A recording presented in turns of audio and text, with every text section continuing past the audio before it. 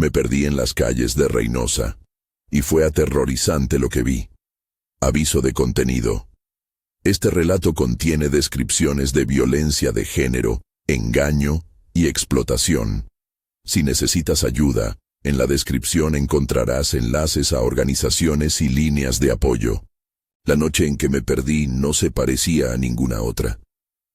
Al principio pensé que era solo una mala decisión. Aceptar una invitación. Subir a un auto bonito.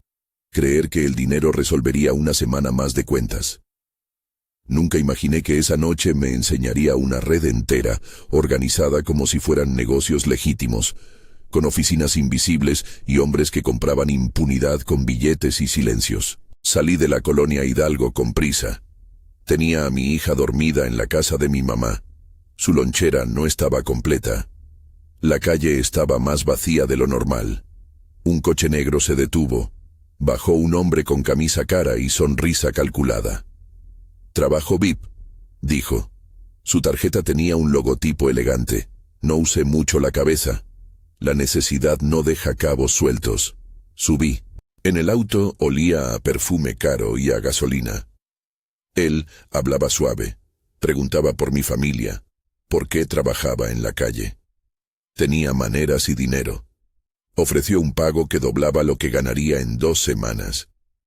Me aseguró que era algo de un evento privado, que no habría riesgos. ¿Quién no quisiera creer en eso cuando se debe hasta la luz? No noté las señales hasta que fue demasiado tarde. La ruta que tomó no era la que enseñé. En lugar de ir al centro, seguimos por vías que no reconocí, calles con nombres familiares a medias, hoteles con letreros en la penumbra. Cuando dije que prefería bajar, me ofreció otra bebida. Esa fue la última decisión consciente. Se me hizo borroso el momento en que perdí el control. No diré cómo pasó. Diré que desperté con la garganta seca en una habitación de hotel que no reconocía, cerrada por dentro. El cuarto tenía cortinas pesadas, una cama sin arreglo, una luz fría. Alguien ya había entrado antes que yo. Se notaba por el cenicero lleno y por la taza de café a medio tomar. Había cámaras, pequeñas, escondidas en las esquinas. No vi caras conocidas. Tenía miedo, y el miedo me volvió lista. Empecé a tocar, a buscar, a pensar en la niña. No llamé a la policía. No confiaba. Había escuchado historias de amigas que habían ido a la comisaría y habían vuelto peor, o que no volvieron. En Reynosa, me dijeron después, hay estaciones donde el dinero dicta los movimientos. Así que intenté todo lo que podía. Forcejeé con la cerradura de la ventana. Fingí que estaba enferma para que alguien entrara. Dejé una nota en el baño. Recordé el gas pimienta escondido en mi bolsa. Lo saqué temblando y esperé a que alguien se acercara. Cuando el hombre entró, con una sonrisa que no había perdido, no le pedí explicaciones. Caminé hacia la puerta como si nada y lo rocié en la cara. Fue suficiente para que se tambaleara, para que mi instinto de supervivencia me empujara. Corrí por las escaleras, bajé por el inicio de la calle equivocada, cruzando 2 vehículos, esquivando a 3 hombres que parecían esperar. El corazón me latía en la boca. Di el nombre de la calle en voz alta, pedí indicaciones. Hice preguntas como si fuera turista, como si la desesperación tuviera un atuendo civilizado. No fue una huida perfecta. En el camino, sentí que alguien me seguía, que el auto negro no había desaparecido. Cuando llegué a una gasolinera y encendí el teléfono, vi en la pantalla mensajes que no recordaba haber leído. Fotos borrosas, capturas de conversaciones, nombres codificados. Entre los mensajes estaba el número de un tal GMO y una dirección que pertenecía a una casa en la colonia La Cima. Me di cuenta de que no había sido un caso aislado. Eran muchos los que trabajaban con esa modalidad. Autos de lujo, promesas, hoteles con cuartos cerrados y cámaras. Gente comprando cuerpos como quien compra piezas de colección. Presenté la denuncia en una oficina municipal. Me atendió un policía con el uniforme arrugado que me miró con esa mezcla de desinterés y cálculo. Hay muchos casos, dijo, como quien repite una frase aprendida. Me pidieron datos, los anotaron en una libreta. A la mañana siguiente, el mismo policía me llamó. Me explicó, sin empacho, que mi caso podía resolverse mejor en privado y que si quería agilizar el trámite, tenía que pagar una cierta cantidad. No sé qué fue más doloroso, la violación a mi cuerpo o la propuesta de poner precio a mi seguridad. Esa fue la primera vez que supe que la frontera no solo separa países, divide certezas. La línea entre el peligro y la seguridad estaba hecha de placas, llamadas telefónicas y billetes. Comprendí entonces que, en ciudades como Reynosa, las redes funcionaban con nombres que no veías. Un hombre de camisa cara, alguien que trabajaba en un hotel, un policía, un intermediario que ofrecía clientes exclusivos. Era un sistema con piezas encajadas. En la radio de la estación, un reportero me preguntó por lo que había vivido. Hablé y dije lo que pude sin llorar. Cuando la historia salió al aire, pensé que sería consuelo, una forma de advertir a otras. Pero no pasó mucho tiempo antes de que recibiera amenazas por teléfono. Gritos, llamadas con silencio al final. Si hablas, pagas, decía un número que parecía repetirse en otras denuncias. Aprendí a desconfiar de los teléfonos ajenos. Aprendí a cambiar de número cada 2 semanas. No soy la única que vivió eso. Conocí a Sofía, nombre cambiado, en un albergue a las afueras de la ciudad. Una mujer de voz baja y manos que temblaban cuando contaba. Tenía 28 años, era madre, y su historia era una versión del mismo panfleto. Oferta de trabajo en el norte. Viaje en camioneta. Llegada a una casa con más puertas que ventanas. Ella habló de cómo la encerraron con otras 3 mujeres, todas de distintas ciudades, y de cómo las obligaban a obedecer horarios y a recibir clientes que pagaban por tiempo, por silencio y por poder. Lo que contó Sofía no quedó en palabras. Traía en su mochila un collar roto, pruebas de que alguien había intentado someterla. Tenía marcas en las muñecas que no describió con detalle, dijo simplemente, para que entiendas, y una foto en la que se veía una habitación con cortinas pesadas y una pequeña cámara. Contó que había visto a policías entrar a la casa una vez, no para rescatar, sino para llevarse dinero. No lo dijo como acusación, lo dijo como constatación de algo aprendido. Si pagas, pasas, si no, quedas. Su relato se entrelazaba con otro que escuché de una mujer llamada Mariana, nombre cambiado, que trabajaba en una colonia al norte de Reynosa. Ella contó de un hombre que la siguió durante noches hasta que la convenció con una oferta de viaje a Estados Unidos. Era la promesa de una vida mejor, dijo, pero la promesa terminó en un cuarto vacío, con olor a desinfectante y una pantalla encendida que mostraba a otras mujeres. Le dijeron que su vida tenía un precio en la otra orilla, que había compradores que venían de lejos, con cierto tipo de pedido. Mariana intentó huir una noche. Pagó el intento con golpes y amenazas. La policía no respondió a su llamada de auxilio cuando ella escapó. Alguien había dejado claro que no era su asunto. No puedo decir cifras. No puedo afirmar nombres de cárteles ni detallar con exactitud qué pasó con cada una. Lo único concreto es el patrón, ofertas engañosas, transporte en autos con placas de otros municipios o placas extranjeras, hoteles y casas con cámaras ocultas, y la presencia recurrente de uniformados que miran hacia otro lado, o que, en el peor de los casos, forman parte de la cadena. Entre las historias emergen detalles que se repiten como una partitura. Tarjetas de visita con logos elegantes. Perfiles en redes que aparentan ser agencias de modelaje.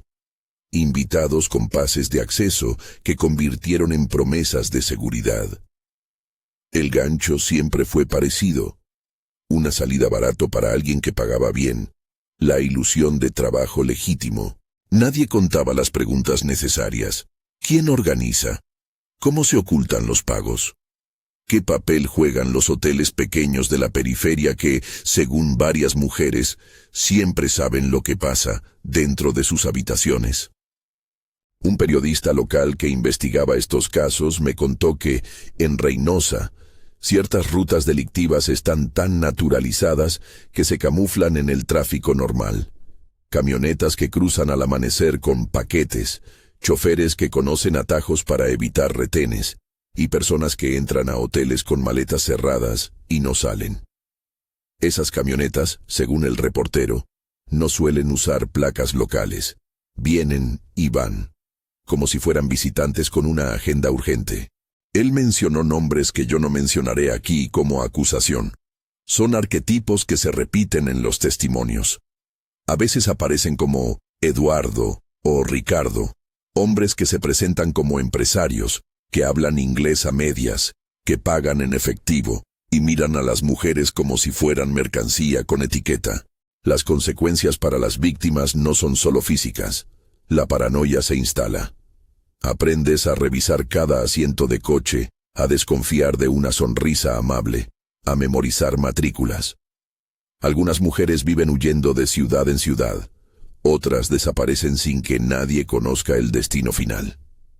Hay familias que buscan y encuentran solo respuestas a medias. Una llamada, una habitación abandonada, un poco de ropa en el caño de una alcantarilla. Hay madres que quieren enterrar a sus hijas y no pueden porque nadie encuentra nada que les pertenezca. No todas las historias terminan en desaparición. Conocí a quienes lograron escapar y ahora ayudan a otras a no repetir los mismos pasos. Hay redes informales, grupos de WhatsApp, guardias vecinales en colonias, mujeres que pasan la voz sobre clientes peligrosos, que funcionan como un sistema de alarma improductivo, pero necesario. En Reynosa, esas redes a veces son la única salvación. La solidaridad entre trabajadoras sexuales y vecinas evitó más de una tragedia. Alguien que vio un coche quedarse demasiado tiempo frente a un hotel. Alguien que dejó una luz encendida en la calle para que se notara movimiento. Alguien que hizo la llamada al 911 hasta que alguien respondió con un «voy saliendo». Pero el problema no es solo la falta de solidaridad, es la arquitectura de impunidad. En una ocasión entregué pruebas al Ministerio Público, fotos de mensajes, capturas de pantalla, la tarjeta de visita del hombre que me llevó.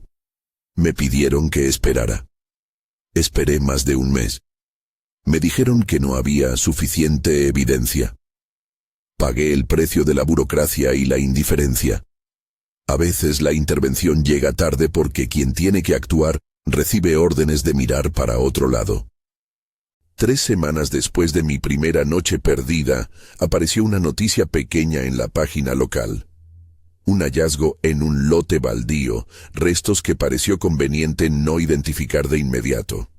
No quiero especular sobre lo que había o no había, pero sé que, en mi cabeza, esa noticia se enlazó a lo que vi en la habitación con cortinas pesadas. Pensar en ello me paralizaba. Pensar en las mujeres que no tuvieron gas pimienta, que no pudieron correr, que tal vez no eran tan afortunadas como yo, me obligaba a seguir contando. Después de la primera vez intenté poner distancia. Me fui a casa de una prima a otro barrio, cambié mis rutas, dejé de ir a ciertas plazas. Pero el miedo se convirtió en una compañía constante. Una noche, en la calle Hidalgo, vi a un hombre que reconocí. No por el rostro, que era fácil olvidar, sino por la manera en que su tarjeta brillaba cuando la dejó sobre la mesa de la cafetería. Era la misma tarjeta de aquella noche. Me miró, y su sonrisa no fue vagamente amable. Fue medidora, como quien reconoce una pieza que pertenece a su colección. Me levanté y me fui. No dije nada. Guardé la foto de su tarjeta en un archivo en mi teléfono, como quien guarda evidencia para el día en que pueda usarla. En la ciudad hay hoteles pequeños en los que ocurre más de lo que los anuncios permiten. hoteles con cortinas que no dejan ver la calle, con estacionamientos cerrados, con personas que entran solo si alguien les abre la puerta. Los testimonios repiten nombres de lugares que parece que solo saben las mujeres que pasaron por esos cuartos. En el albergue, me mostraron un mapa con puntos donde habían ocurrido más denuncias. No se trataba de un mapa oficial, eran marcas hechas a mano con lápiz en una cartulina. Había un patrón, zonas periféricas, corredores de acceso a la carretera hacia México y hacia Estados Unidos, moteles con cara de antro y tarjetas de acceso. Una historia que me contó una amiga del albergue, ella prefiere no decir su nombre completo, envolvía un detalle que me heló. Cámaras que transmitían en vivo. Nos filmaban y vendían ese material, me dijo, sin entrar en detalles, pero su voz dejó la certeza suficiente. Imaginé salas en donde hombres veían listas con nombres y horarios, seleccionaban como si eligieran horario de vuelo. Ese mercado no respetaba fronteras, compradores de fuera, gente con dinero y sin preguntas, videos que después eran moneda de cambio para otros tratos. El simple hecho de imaginarlo hace que la piel se ponga náufraga. Mientras hablaba con mujeres que sobrevivieron, escuché algo que se repitió hasta volverse mantra. No eres un caso aislado. Lo que para mí había comenzado como una pesadilla personal, quedó claro que era un eslabón en una cadena. Las piezas se repetían, la sonrisa del reclutador, la bebida ofrecida, la cámara, la indiferencia policial, el pago por silencio. Algunas historias terminaban en escape, otras en nombres que nunca supimos dónde estaban. El periodista que me abrió puertas a otras voces nos advirtió de algo importante. Visibilizar ayuda, pero también pone en peligro. La exposición puede salvar, pero también puede atraer represalias. En una ciudad donde los límites entre lo legal y lo ilegal se mezclan, la luz que arroja un foco también puede señalar a quien alumbra. Lo aprendí cuando, después de dar mi testimonio, recibí llamadas con silencio. Lo aprendí cuando mi nombre apareció en foros anónimos con insinuaciones. La visibilidad tiene precio. Aún así, contar era necesario. Si no lo contaba, podía convertirme en cómplice del silencio. Había que decir que en Reynosa no solo se pierde a quienes se aventuran al otro lado de la frontera. También se pierden personas en su propia ciudad, detrás de fachadas que prometen trabajo y seguridad. La ciudad, que debería ser lugar de gente que camina y regresa a casa, estaba siendo usada como tablero de piezas. 3 días antes de que me fuera de la ciudad para un tiempo, una mujer llamada Claudia, nombre cambiado, llegó a la puerta del albergue con una historia que encendió todo. Venía corriendo, sin aliento, con una bolsa de la que apenas salían cosas.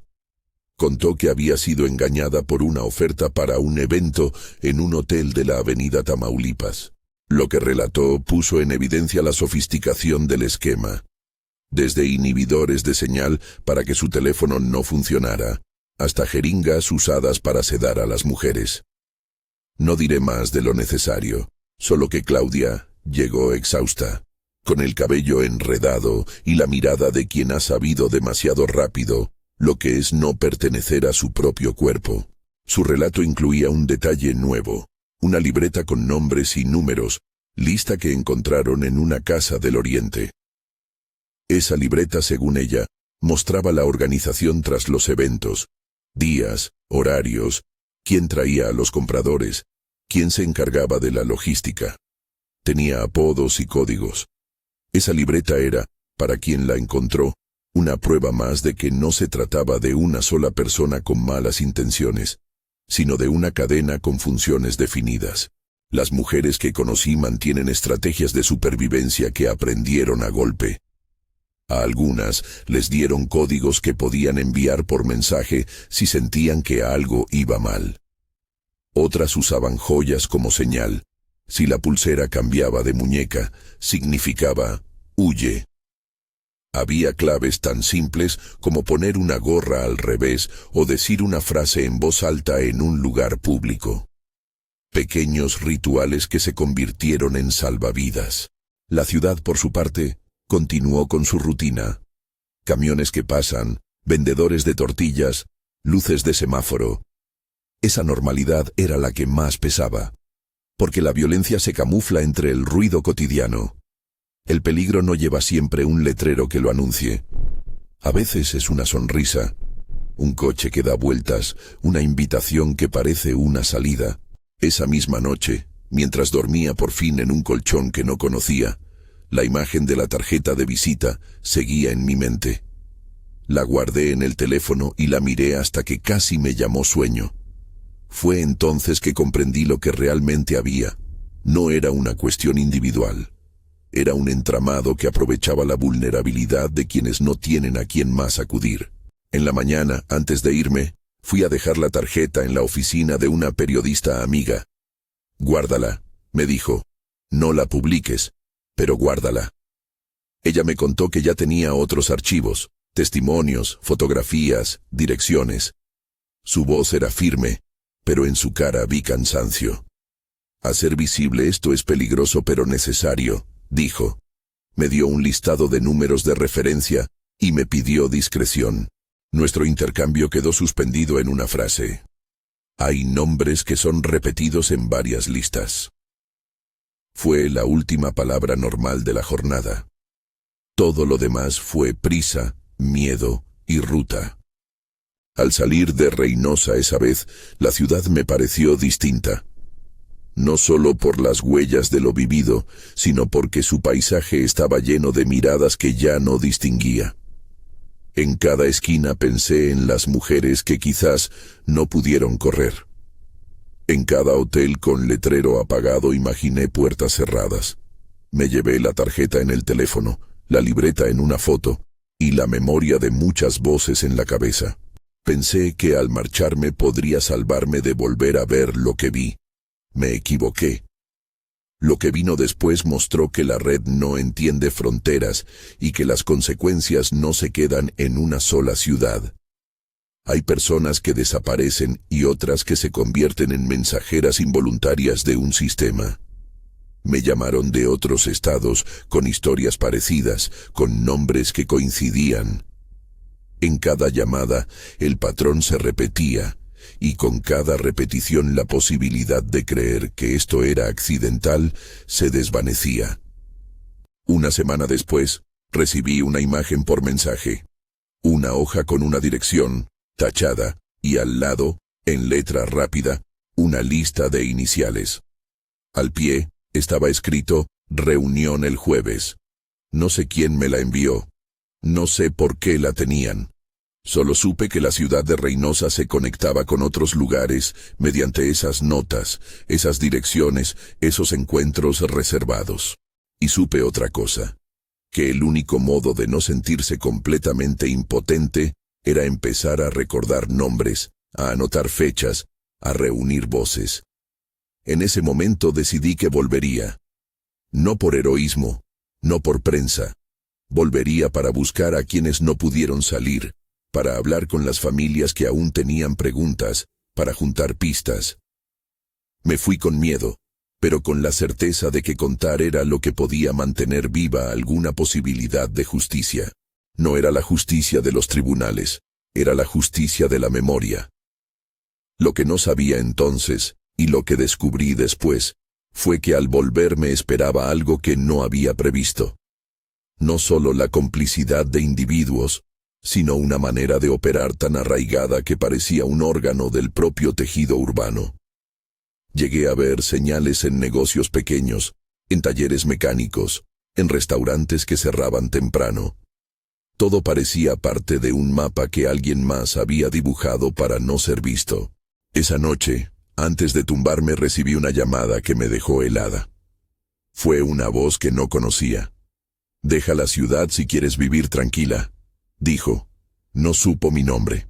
No fue necesario. La advertencia fue clara. Me colgué y miré por la ventana. El brillo de la calle era el mismo de siempre, pero ya no tenía la inocencia de antes. Había una presión en el pecho que era algo así como saber que ahora eras parte de la historia que otras habían sufrido. Al día siguiente, Cuando crucé el puente que divide a Reynosa de la carretera hacia el norte, vi una camioneta interminable que parecía esperar. No supe a quién buscaban. No supe si la esperaban a ella o a otra. Sabía solo una cosa: la red seguía activa. Esta historia no terminaba en una sola noche perdida. Era un patrón más grande, con piezas que iban más allá de un hotel y tenía ramificaciones que estaban por descubrirse. Sentí por primera vez que había empezado algo que no podía soltarse. Y también supe que debía hacerlo con cuidado, que cada paso podía encender alarmas, que cada nombre que pronunciara podía poner en riesgo a alguien más. Pero no hablar era consentir el silencio que les había costado la vida a otras mujeres. Fue entonces cuando apareció la pista que cambiaría todo. Una cámara oculta, un mensaje cifrado y una dirección que apuntaba a una casa en el sector oriente de la ciudad. No tenía pruebas suficientes para acusar, pero sí tenía una puerta abierta para seguir. Me prometí volver a esa casa. Tenía que hacerlo, no por venganza, por respuestas. No sabía qué encontraría. Solo sabía que no podía permanecer perdida en las calles de Reynosa y no contar lo que vi. Y que volver implicaba caminar por un territorio donde la línea entre aliado y enemigo no siempre era visible. Fui a la casa en el sector oriente con la sensación de que cada paso podía activar una alarma. La dirección estaba en la foto que me llegó por mensaje. Una calle sin salida, casas pegadas unas a otras, rejas, un perro que ladraba desde la distancia. No fui sola. Llevé a la periodista que ya conocía mis historias y a una voluntaria de una ONG local que sabía cómo documentar sin poner en riesgo a las mujeres. No íbamos con la idea de un rescate espectacular. Íbamos a buscar pruebas, a entender la estructura detrás de los nombres que aparecían en la libreta de Claudia. Iban conmigo cámaras discretas, teléfonos con baterías cargadas y la certeza de que todo podía saltar por los aires en cualquier momento. La casa no era un cuartel de crimen al modo de las películas. Tenía la apariencia de una vivienda normal, con unas rejas que crujían, un jardín pequeño y una cortina rota en la ventana. Lo que nos llamó la atención primero fue el continuo movimiento. Autos que entraban y salían en horas impares, hombres que se quedaban en el interior por tiempos que no tenían sentido para una visita familiar. Un vecino nos miró desde la acera y negó con la cabeza. Nos dijo, en voz baja y apresurada, que no se metiera. Esa misma mirada apagó cualquier romanticismo que pudiera haber tenido sobre convertirnos en justicieras improvisadas. Entramos por separado. La periodista buscó hablar con quien atendía la puerta. Presentó una historia de cobertura para un reportaje cultural. Yo me quedé observando desde lejos, intentando no ser vista. La voluntaria, que tenía experiencia en proteger testimonios, registraba nombres, placas, rostros. En una de las entradas, una mujer salió corriendo. No la reconocí al principio. Llevaba una bolsa viejísima y la mirada perdida. Se detuvo a vernos, a preguntar si estábamos bien, y cuando comprendió que no éramos parte de la red, la expresión cambió, alivio y miedo mezclados. Nos dijo que su nombre era Luna, nombre cambiado, y comenzó a hablar sin medir las palabras. No había plan perfect, había impulso y necesidad. Luna contó en voz baja lo que supo en horas. Horarios de llegada, los apodos que se usaban, un teléfono que enviaba mensajes codificados con palabras como evento o cena. Dijo que hace pocas noches habían traído a una mujer que no volvió a salir. Sus manos se cerraron en torno a la bolsa hasta que los nudillos se le pusieron blancos. Nos explicó que la casa tenía habitaciones que se alquilaban por horas, y a la segunda planta se accedía por una puerta interior que solo abrían los que tenían permiso. Nos habló de una caja escondida debajo de una plancha con un montón de tarjetas de visita. Logos elegantes, nombres distintos, direcciones de hoteles. Los guardan como quien guarda cartas de triunfo, dijo. No dijo más. Era suficiente. Aquello ya no era rumor. Era un tablero con fichas y direcciones. Con la libreta y la tarjeta en la mano, la periodista se hizo preguntas que yo no me había atrevido a formular. ¿Quién mantenía los contactos? ¿Quién pagaba las habitaciones? ¿Qué papel jugaban los hoteles de la periferia? Empezamos a trazar un mapa. Un corredor que conectaba la avenida Tamaulipas con la carretera a la frontera. Moteles con estacionamientos cerrados. Casas con rejas altas. En varios de los testimonios previos, los nombres coincidían. El hombre de la camisa cara, que se presentaba con tarjetas, operadores que asistían a los eventos y desaparecían hasta la madrugada. Policías que jamás abrían una carpeta sin billetes de por medio.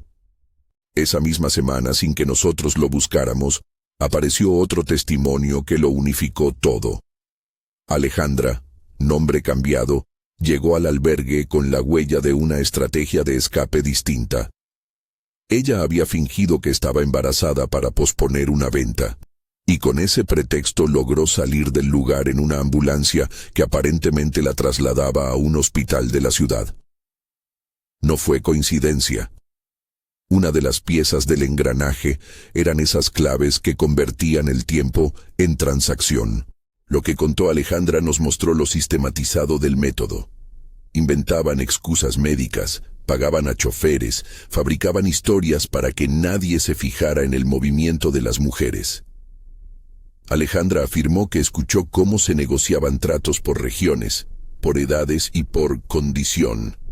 Una palabra que le dejó la garganta seca cada vez que la repetía. No ofreció detalles gráficos, pero sí una certeza. Había mercados detrás de puertas cerradas, y había compradores con patrones repetidos. Las pruebas que reunimos eran pocas, pero significativas. Fotografías de tarjetas, recibos con fechas, capturas de mensajes donde se veían códigos. Encontramos un archivo en el que alguien guardaba videos, cortes cortos, planos donde se veía la espalda de una mujer, una habitación, manos que entregaban dinero. La periodista no divulgó esas imágenes. Las revisó en privado y las catalogó como evidencia. No subiéramos nada a redes sociales sin asesoría legal y sin la protección de quienes aparecían en ellas. Las imágenes no eran para el morbo, eran para cerrar un círculo de impunidad con nombres y documentos. Decidimos llevar la carpeta al Ministerio Público con la esperanza de que esta vez, con más material, algo cambiara.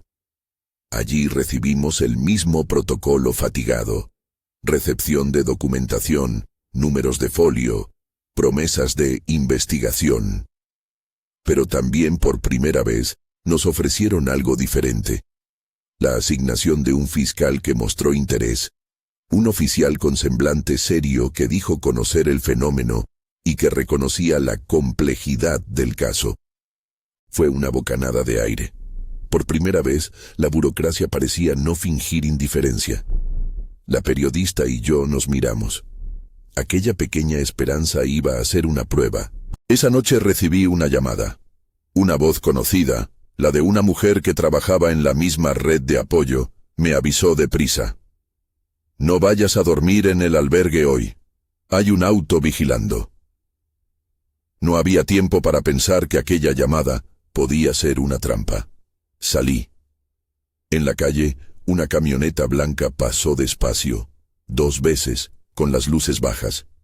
Sentí que alguien nos miraba, que la línea que separa la preocupación legítima del acecho se había vuelto fina como una hoja.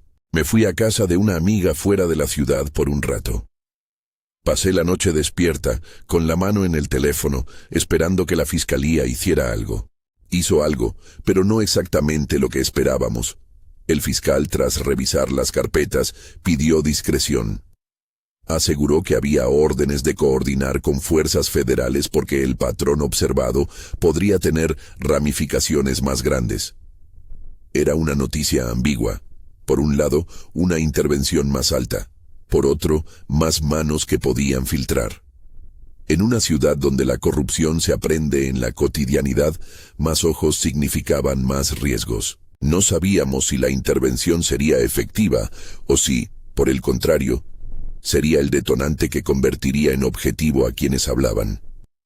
Mientras esperábamos, recibimos la visita de familias que buscaban a sus hijas desde hacía meses. Una señora llevó fotos de su hija, y al hablar su historia, las palabras parecían quebrarse entre sollozos y recuerdos.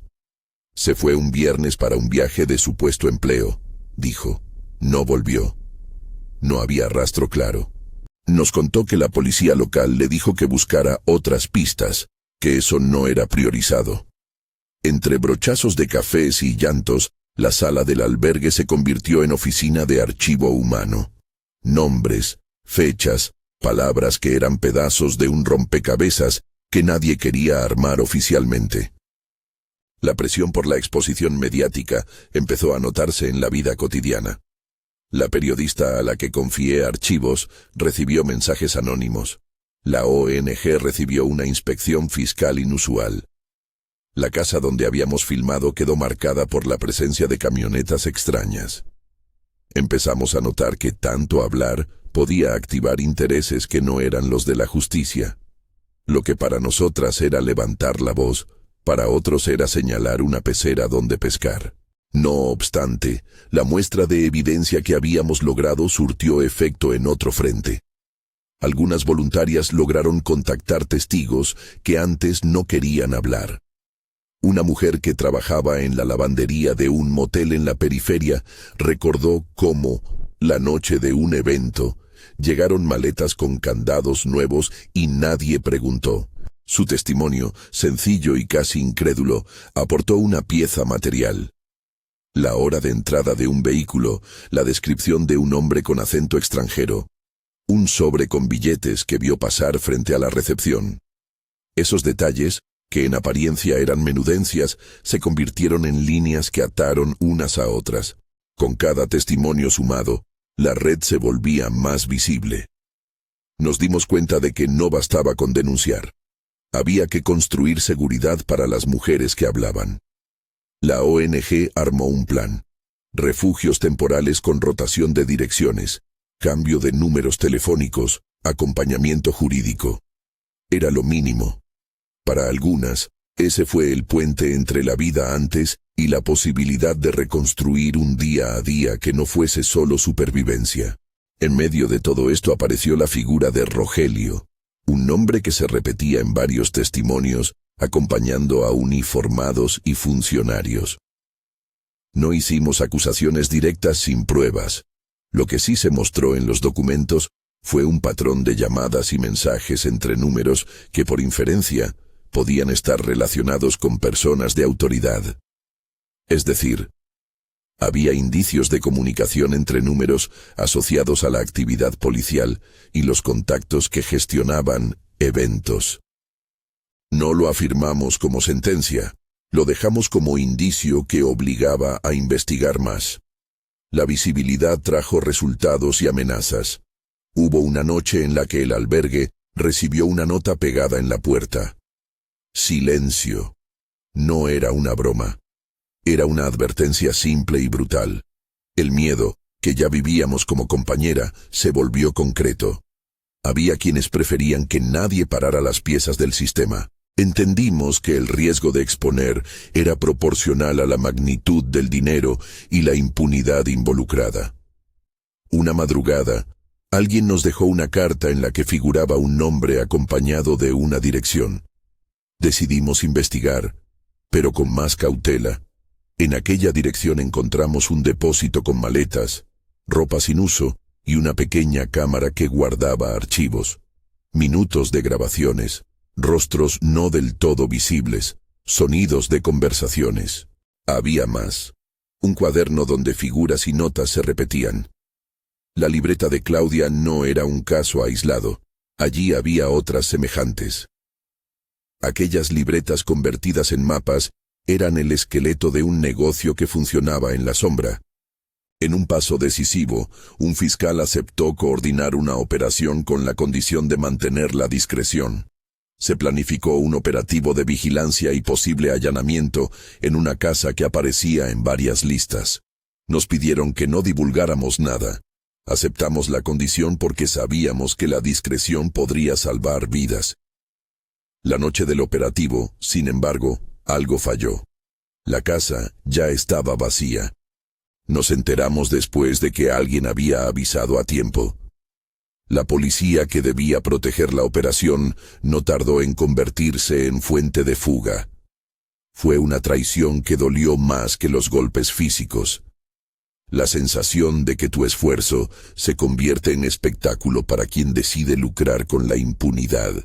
Tras esa falla hubo consecuencias visibles. La fiscal que coordinaba recibió presiones para detener la investigación. Algunos testigos se retractaron por miedo. La periodista fue interrogada en una comisaría por motivos imprecisos. Fuimos testigos de cómo una estructura entera podía presionar para desarticular los intentos de visibilización. Nos dimos cuenta de que la lucha no solo era contra los que compraban y contra los que vendían. Era contra una red más amplia que incluía silencios institucionales. No quiero que esto suene a épica.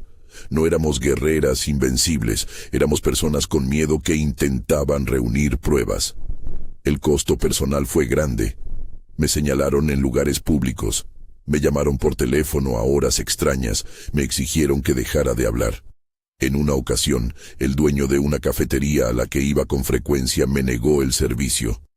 Me dijo que por mi seguridad no debía estar ahí. La vergüenza de ser vista como problema público caló hondo. Aprendí que en tantas ocasiones la comunidad prioriza la tranquilidad aparente sobre la verdad incómoda.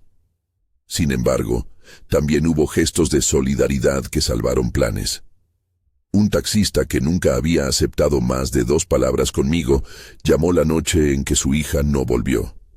Me contó que la buscó por su cuenta y que había visto un auto que coincidía con la descripción que tenía. Nos pasó matrícula. Desde ese dato, la periodista trenzó una línea de seguimiento que llevó a una entrega de información en manos de la fiscalía. No era mucha, pero fue suficiente para reactivar una puerta que creíamos cerrada. A raíz de esa inscripción de placas y de otros pequeños rastros, algunos hoteles fueron inspeccionados y se encontraron irregularidades administrativas. Registros incompletos, reservaciones a nombre de empresas fantasma, pagos en efectivo por cantidades elevadas. No era la prueba definitiva de la operación criminal, pero era un hilo que ataba patrones. La presión mediática, sumada a estas inspecciones, obligó a ciertas autoridades a abrir carpetas que antes estaban frías. Fue una mejora tímida, hay que decirlo así, tímida, pero real. La tensión continuó. Aumentaron las llamadas de amenaza. Recibí una advertencia más directa. Alguien dejó una fotografía mía doblada en el buzón de mi casa con la fecha en la que supuestamente me verían. No respondí. En su lugar, cambié de lugar de residencia temporalmente. Llevé a mi hija a casa de una hermana en otra ciudad y continué con la investigación desde la distancia. La paranoia se instaló como un mecanismo de supervivencia. Revisar automóviles, borrar metas en teléfonos, desconfiar hasta de los abrazos. El trabajo siguió rindiendo frutos. La periodista publicó un reportaje que no apuntaba con el dedo, sino que exponía procedimientos y testigos. No fue un titular explosivo, fue una recopilación de voces que habló de patrones. Después de la publicación, varias familias nos buscaron con documentos que no habían mostrado antes. Un grupo de madres compartió nombres que coincidían con las notas encontradas por Claudia en la Casa del Oriente. Era una red de conexiones que empezaba a dibujarse con más claridad.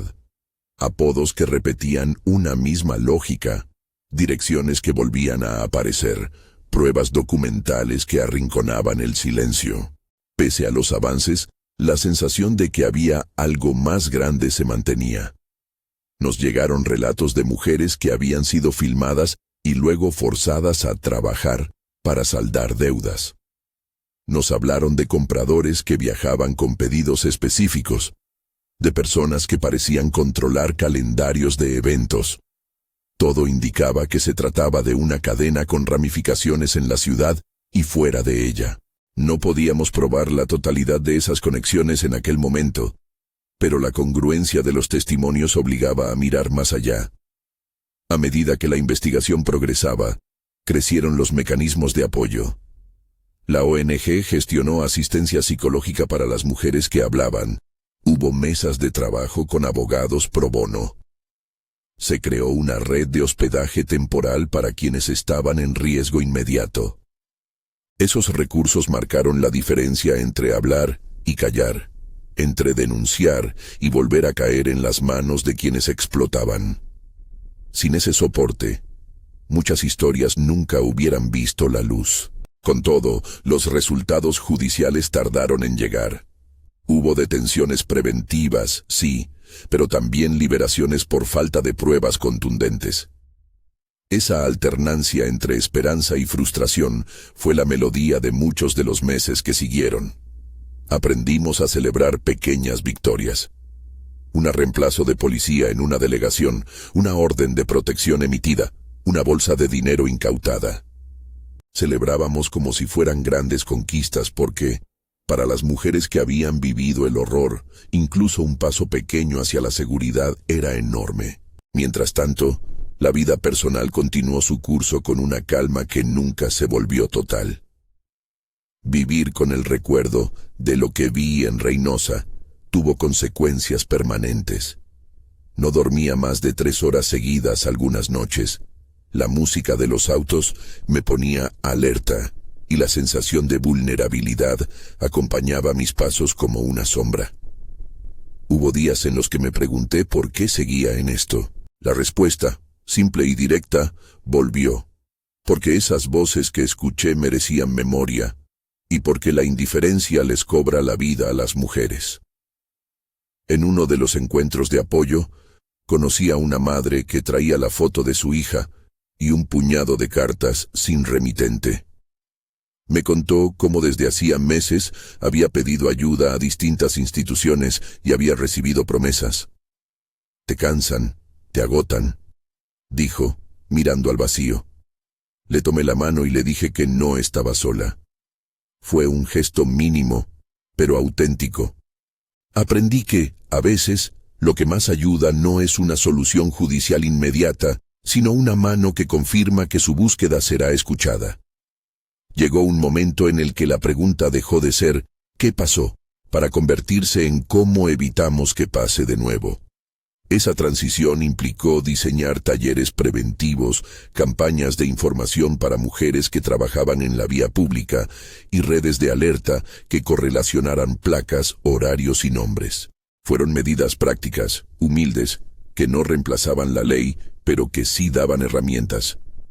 Mujeres que antes temían contar, empezaron a señalar patrones y a registrar nombres. La comunidad se organizó en microclústeres de vigilancia. No era la solución perfecta, pero sí una forma de ejercer control sobre la vulnerabilidad. No puedo decir que todo esto erradicó la red. No fue así. Lo que sí logró fue fragmentarla en ciertos puntos y visibilizar su existencia en otros. Algunos de los hombres cuyos apodos aparecían en las libretas fueron citados a declarar.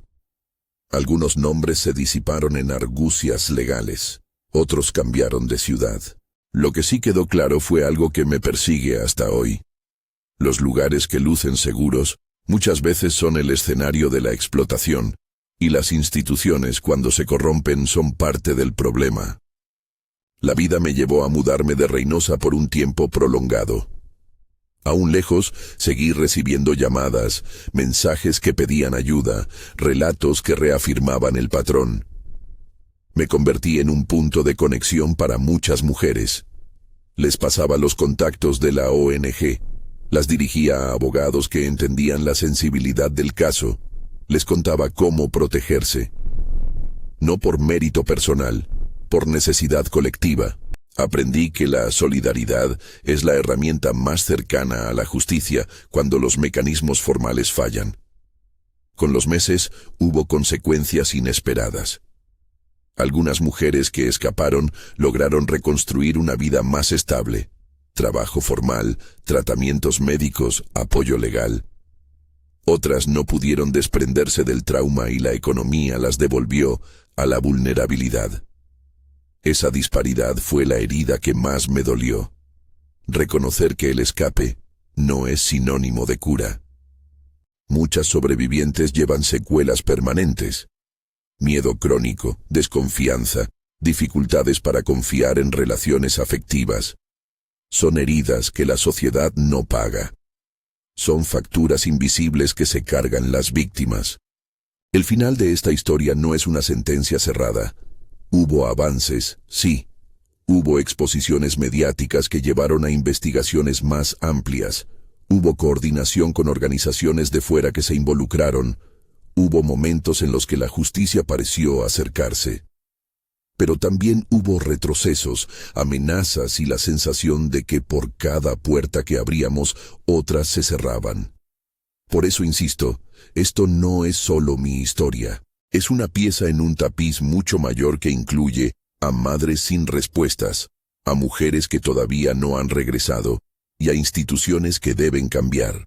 Lo que me queda, después de todo, es la memoria de voces que escuché en noches largas, los nombres que anoté con angustia y la certeza de que el silencio ayuda a quienes quieren seguir lucrando con cuerpos y vidas. No es fácil vivir sabiendo que tu testimonio puede poner en riesgo a otros, pero callar es permitir que eso continúe. Por eso elegí volver a contar, una y otra vez. Hoy, desde lejos pero con la mirada puesta en Reynosa, te pido que no veas esto como un caso aislado o una nota sensacionalista. Mira a las mujeres detrás de los apodos, a las madres que buscan, a las voluntarias que arriesgan su tranquilidad para acompañar. Si algo aprendí es que la visibilidad salva vidas, pero la visibilidad debe acompañarse de acciones concretas. Apoyo a refugios, políticas de protección, investigación judicial seria y la ruptura de cualquier cadena de complicidad. Si este relato te ha movilizado, comparte la información. Hazlo con responsabilidad. Comparte con organizaciones acreditadas. No difundas imágenes que revictimicen y verifica las fuentes antes de exponer a alguien. En la descripción de este video, encontrarás enlaces a grupos locales y nacionales que trabajan con víctimas en Reynosa y en la frontera. Están ahí para quien necesita ayuda real. No prometo que compartir este video cambiará todo, pero creo en la posibilidad de que más ojos reduzcan espacios de impunidad. Termino recordando nombres que la ciudad intentó borrar.